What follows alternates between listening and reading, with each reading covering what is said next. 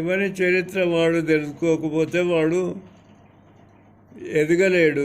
కనుక ప్రతి విద్యార్థి అప్ టు ఇంటర్మీడియట్ లెవెల్ లేదా గ్రాడ్యుయేషన్ లెవెల్ కంపల్సరీ సబ్జెక్టుగా ఉండాల్సిందే. సరే 10వ తరగతి దానికంటే ఏదో ఇది సాంఘిక శాస్త్రం అని పెట్టింది, కానీ అలా కాకుండా టోటల్లీ సపరేట్ చరిత్రగా దాన్ని పరిగణించాలి. సాంఘిక శాస్త్రం అది కిచిడి, అన్నీ కలిసినటువంటిది, దాంతో లాభం లేదు.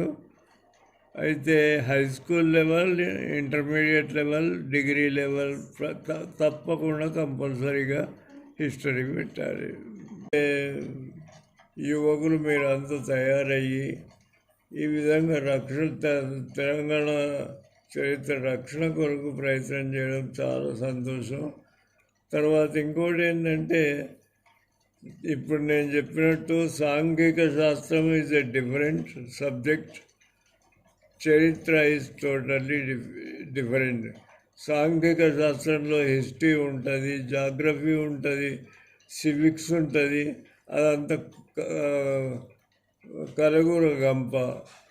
అట్లా కాకుండా up to graduation separate history ఉన్నట్టయితే ఏ ప్రాంతం వాడు వారి ప్రాంతం హిస్టరీ పూర్తిగా అవగాహన చేసుకున్నట్టయితే